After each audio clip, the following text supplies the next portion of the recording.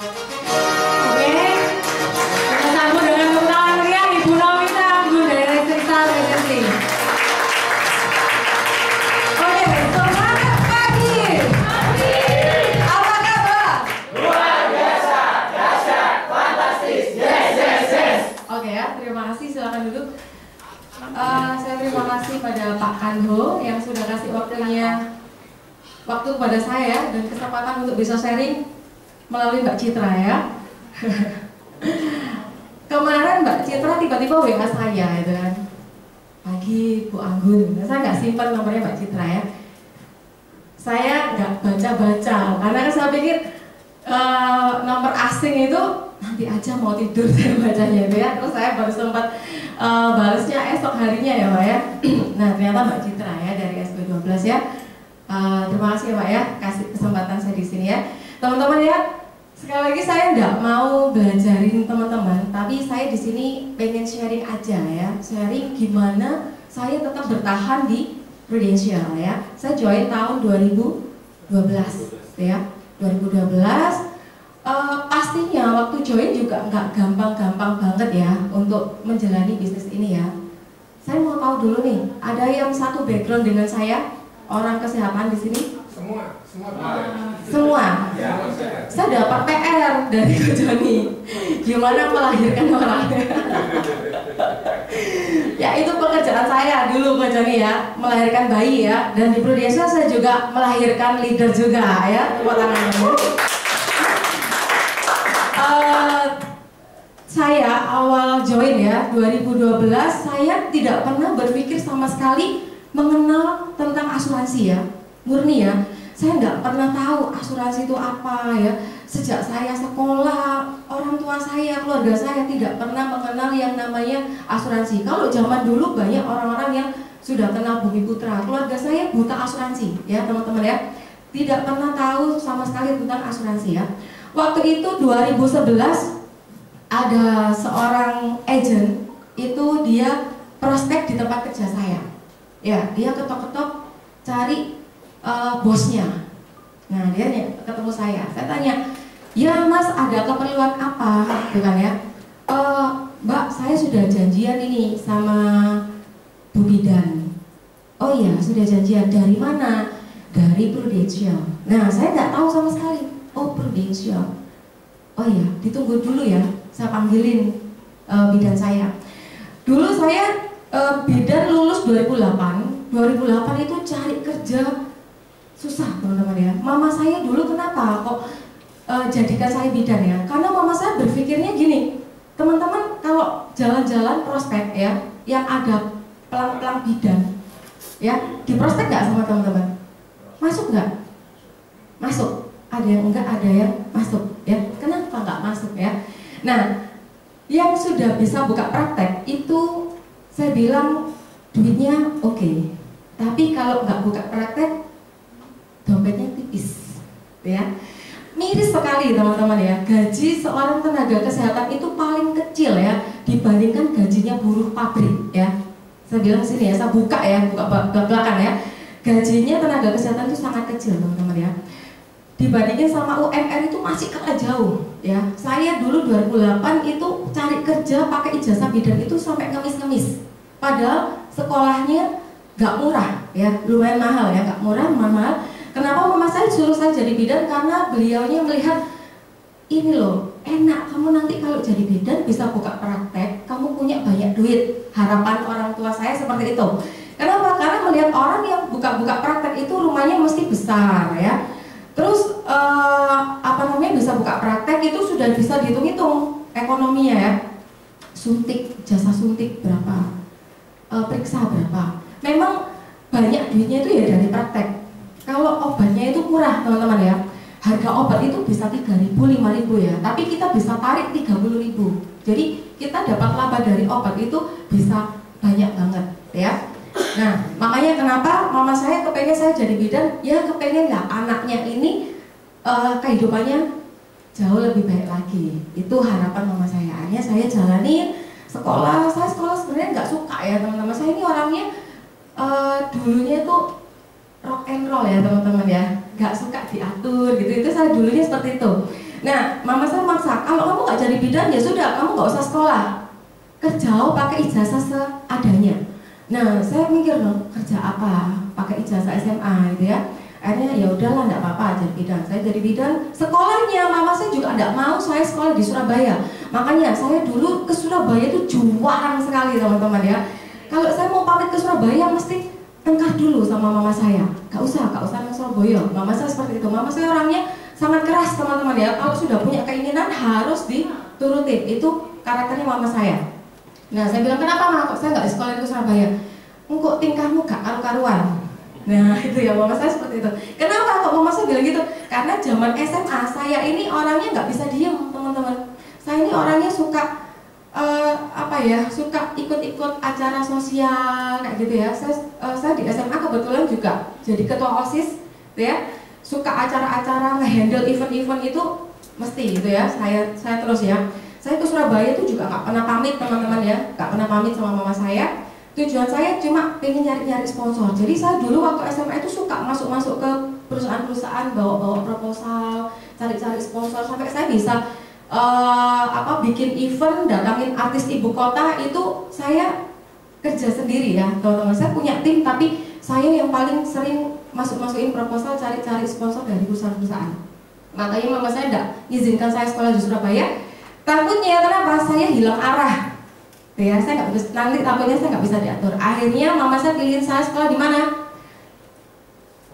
Di Mojokerto ya. Saya nggak pernah bayangin ya. Zaman dulu Mojokerto nggak seperti sekarang ya. Sekarang Mojokerto sudah kota yang maju, sudah banyak fasilitas di sana. Dulu saya menginjakkan kaki di Mojokerto itu saya nangis teman-teman ya. Nangis kenapa? Gresik iki wis desa ya.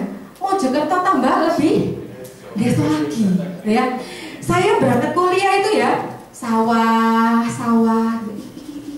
iki kota, apa kota. Saya ini teman saya kuliahnya di kota besar, di Malang, Surabaya, Bandung, Bogor gitu ya. Mama ini nggak keliru kalau aku ini di Mojokerto, ini kota desa. Gimana nanti saya bisa dapat pendidikan yang bagus, Pak? Wes apik, wes pokoknya kamu nang kene. Kamu gak gelem sekolah nang kene gak usah sekolah. Nah, mama saya mesti patokannya seperti itu. Gak gelem, gak usah sekolah. Itu ya, itu poinnya mama saya sama saya. Akhirnya, ya wes, gak apa-apa wes. Nah, akhirnya saya sekolah 3 tahun di sana. Nah, dari SMA saya kan tingkahnya seperti itu ya. Jadi bidan, yang temennya wedok kabeh ya, perempuan semua ya. Satu kampus itu lihat wanita kabeh, perempuan kabeh. Jadi kalau ada dosen dokter itu seneng ya, seger matanya. Karena nggak pernah lihat laki-laki ya, ada dosen dokter umum gitu ganteng gitu kan, lagi aduh seger gitu, kuliah gak ngantuk gitu ya. Tapi kalau dosennya perempuan balik ngantuk lagi kan. Itu zamannya dulu sekolah ya. Sampai 3 tahun saya lulus, saya dapat 3 besar ya. Satu kampus itu saya mahasiswa 3 besar. Nah, dari situ saya ditawarin kerja sama kampus, disuruh ngajar. Mama saya bilang, ojo kerja jauh-jauh, kamu kan wis 3 tahun gak pernah pulang, ojo jauh-jauh dari mama, kamu kerja di Gresik aja. Mama ini repot, dulu gak boleh sekolah di luar Gresik ya, gak boleh sekolah di Surabaya. Sekarang waktunya kerja, saya gak boleh kerja di luar Gresik ya, saya harus kerja di Gresik. Ini mumpung ada kesempatan mas, saya dapat boleh ngajar di sini jadi dosen. Ustaz, cari kerja di Gresik aja, jangan jauh-jauh. Akhirnya saya cari-cari kerja. Saya pikir kalau bidan itu gampang banget cari kerjanya ya. Ternyata susah teman-teman ya.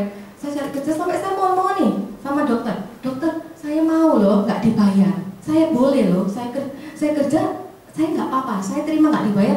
Yang penting saya dapat pengalaman. Coba angkat tangan di sini. Yang join agent tujuannya pengen cari pengalaman. Citra. Gak ada ya. Zaman dulu saya berani kerja tidak dibayar hanya untuk cari pengalaman. Dan itu pun gak gampang. Dokternya juga bilang, Kon gak apa-apa. Kuasar teman-teman ya. Dokternya dulu kuasar sekali. Aku loh gak butuh kamu. Kamu mau kerja meskipun tidak dibayar. Saya ini tidak butuh sama kamu. Bayar loh teman-teman. Kalau di sini ya ada orang ketok-ketok, saya mau jadi admin tanpa dibayar. Mau nggak? Mau ya. Itu dokternya gak mau loh. saya nggak dibayar aja nggak mau. Nah, tapi saya ini saking mosok saya habis lulus nganggur, kok nggak enak gitu ya.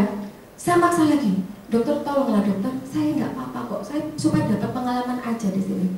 Nah akhirnya saya ditolong nih sama bidan senior yang mempertemukan saya sama agent saya ya. Wis nggak apa-apa, kamu masuk aja, mokong-mokong kamu masuk aja. Oh, karena di sini juga butuh tenaga bantuan. Gitu ya Bu ya, boleh ya Bu ya. Iya, wis kamu minta surat dari dinas, minta rekomendasi supaya kamu bisa dipekerjakan di sini. Akhirnya saya minta tuh surat dari kepala dinas. Nah, kepala dinasnya enak, nggak apa-apa nggak dibayar, nggak apa-apa dokter. Ya sudah, kasih. Saya bawa suratnya lagi, saya kasihkan ke pimpinannya. Dokter, ini saya dapat surat titipan dari kepala dinas. Buka, langsung dia manggil stafnya. Pak, ya Bu, urusan. Orangnya bingung. Kue apa no? Gak tahu Pak. Terus siapa yang naik? Diterima aja lah Pak, kerja Pak, saya nggak dibayar dah Pak. Ngono lah, iya, ya bos, diterima aja. Akhirnya saya masuk kerja, nggak dibayar. Sepeser pun saya nggak dibayar, teman-teman ya. Itu berjalan selama dari bulan Desember 2008 sampai Juli 2009. Saya nggak dibayar ya. Ongkos saya pergi itu bayar ya. Saya juga perlu makan. Jadi selama kerja, papa saya masih kasih sangu sama saya. Bisa malu. Iki kerja apa jari ini? Mama, jari ini jadi bidan duitnya akeh. Aku kok nggak dibayar? Sabar, nanti duitmu akan banyak. Ini cari pengalaman dulu. Mama saya seperti itu. Waduh, ya wes sabar aja. Sabar ya. Terus akhirnya bidan senior saya itu kebetulan asistennya lagi cuti melahirkan. Dia nawarin saya, mau nggak gantiin asisten saya? Oh ya mau Bu, mau sekali. Ya sudah, kamu kalau sore datang ya ke klinik saya. Nah akhirnya pagi saya kerja jam 7 sampai jam 2 di puskesmas. Sorenya saya pulang jam 3 sampai rumah, mandi, makan, ganti baju, pergi lagi setengah 4 ke klinik sampai jam 9. Nah gaji pertama saya ya waktu itu 400.000 ya. 400.000, saya senang sekali ya. Dari 0 ke 400.000, senang sekali ya dapat uang 400.000. Saya pergi ke rumah, saya pulang ke rumah, saya bawakan mama saya kue. Ma, itu gajiku pertama, tak tuh kok nomor tabak, saya bilang ya. Ya sama mama saya, yos alhamdulillah, kok gajimu nambah lagi. Mama saya mesti seperti itu. Kapan nambahnya ya? Nah itu berlangsung terus teman-teman. Saya lakukan pekerjaan double itu terus sampai saya join di Prudential, saya juga masih double. Nanti saya ceritakan ya. Nah. Singkat cerita, saya di klinik saya akhirnya dibayar dinaikin 700.000 per bulan.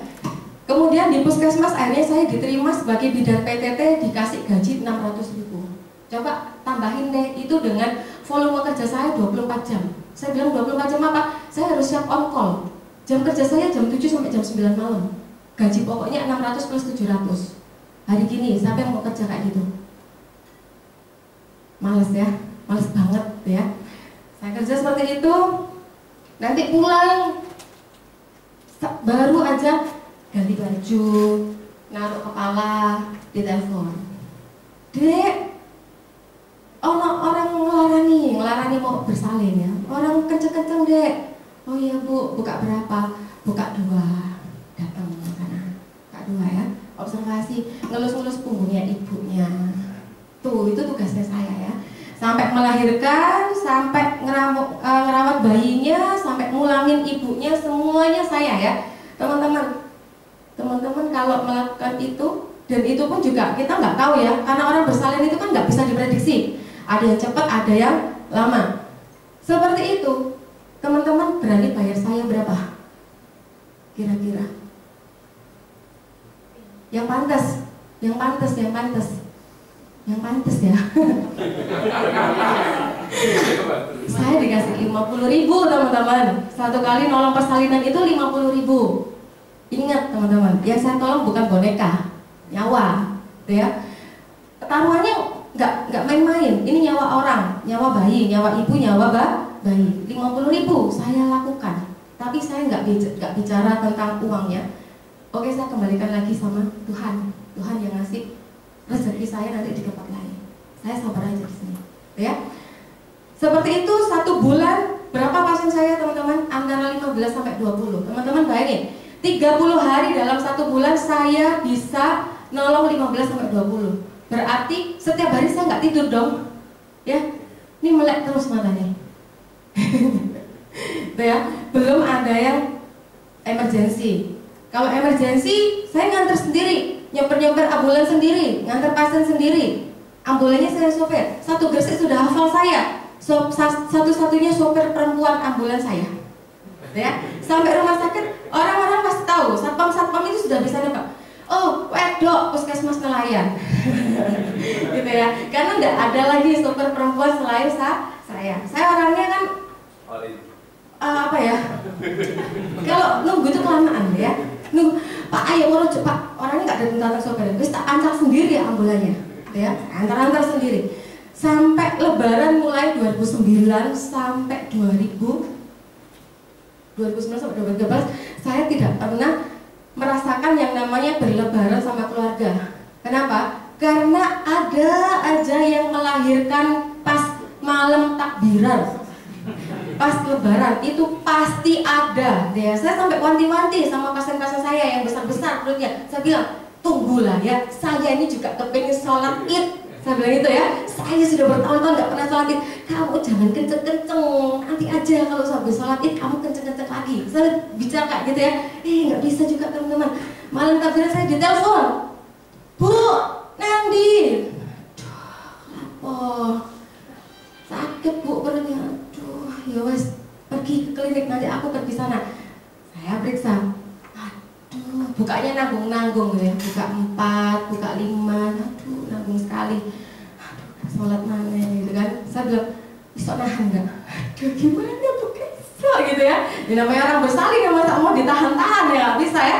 Jadi saya nggak pernah sholat itu ya. Nah, 2011 akhirnya si Roy ini tadi ya ketok-ketok bidan saya, akhirnya prospek dia ke bidan saya, akhirnya bidan saya tanda tangan closing tuh sama si Roy ya. Leader saya, ngerekrut saya, closing sama si Roy tanda tangan. Enak banget ini, bidan saya langsung bilang seperti ini sama Roy. Roy, buat lo sekalian asuransi iku, gayiku, buat saya yang ditunjuk. Bu, asuransi apa Bu? Saya nggak pernah tahu asuransi. Wes saya pakai askes aja sudah cukup. Saya pakai dari fasilitas pemerintah ya. Saya sudah dapat waktu itu ya. Pakai dari askes aja. Wes kamu menurut aku enak ini pakai asuransi. Nanti kamu walaupun sekarang belum nikah, belum punya anak, nanti kalau kamu sudah punya anak, uang asuransimu ini bisa dipakai untuk pendidikan anakmu. Nah kayak gitu ya. Akhirnya saya disuruh buka dan itu pun dipaksain. Mas, premi yang paling murah aja. Waktu itu gaji saya berapa? 600 sama tuh 700 ya. Plus 50 per kepala. Bisa total 50.000 kali 15 berapa? 15 aja deh. 50 ya. 150 plus 700 1 juta 450 plus 600 2 juta. Ya, gampangnya segitu ya. Bu, aku nggak punya Bu uang, nanti aku belum ini, saya nggak buka polis dulu lah. Ustaz, buka aja, paling kecil aja. Akhirnya saya nanya sama si Roy, berapa paling kecil? Waktu itu si Roy closing bidan saya 400. Ya 400 ini paling kecil. Aduh, paling kecil lagi. Sorry. Nggak ada Bu, ya mas aku nggak jadi buka. Kecil aja, gajiku sedikit, mbak suruh buka 400 sama gitu ya. Ya sudah, 350. Oh gitu ya, ya wes. Akhirnya saya closing tuh, 350. Roy jelasin sama saya, tak jelasin tuh. Aduh, aku cari awakmu wes, aku cari kamu, aku perlu saya yang penting saya simpan uang. Nah itu jeleknya saya ya. Sampai sekarang saya juga nggak tahu loh isi polis saya juga nggak pernah buka-buka lagi ya. Nah, akhirnya closing sama Roy waktu itu. Saya ini orangnya juga nurut-nurut banget gitu ya. Roy bilang, Gun punya buku rekening? Ada. Ini nanti mau dipakai pendapatan. Oh iya, ada di rumah. Ya udah tak antar ke rumah. Diantar ke rumah saya. Saya kan kerja tuh, nggak pernah pulang kan. Diantar ke rumah, mau ngapain? Ambil buku rekening, dibonceng sama dia. Dulu dia pakai motor masihan ya. Bonceng ke rumah. Terus, Gun, ini kalau pengajuan pendebitan nanti harus pakai materai. Beli materai dulu ya. Saya beli materai sendiri loh teman-teman. Itu saking nurutnya gitu gitu. Saking nurutnya saya, oh beli materai ya, ya saya beli materai sendiri. Tapi teman-teman jangan gitu ya, nasabah closing materai sediain lah. Itu dulu ya. Nah ini saya closing tuh 350. Nah terus saya kan juga orangnya nggak bisa diem. Saya juga nyambi-nyambi online. Saya juga dulu jualan online teman-teman ya. Apapun yang bisa dijual saya jual. Yang penting saya dapat duit. Saya jual online sembarang. Mau produk kecantikan, mulai dari mutiara Lombok, terus banyak teman-teman. Saya jual semua. Jual apa namanya kayak souvenir itu saya jual semua ya. Karena dari situ lumayan di catatan perputaran uangnya lumayan.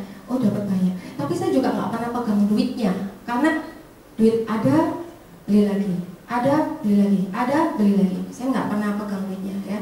Terus si Roy ngomong, udahlah stop aja jualan online. Kamu jualan asuransi aja sama saya. Nah saya bilang, aduh asuransi, aduh kamu 12 saya nggak bisa ngomong. Satu, saya orangnya suka malu. Padahal saya juga nggak malu ya, malu-maluin ya. Nah terus yang ketiga, saya tidak ada waktu. Kapan waktu saya bisa belanja? Kapan waktu saya bisa ketemu sama orang? Kalau jam kerja saya 24 jam, saya tidak ada libur. Tidak ada libur, tidak ada libur. Libur itu saya harus izin dulu.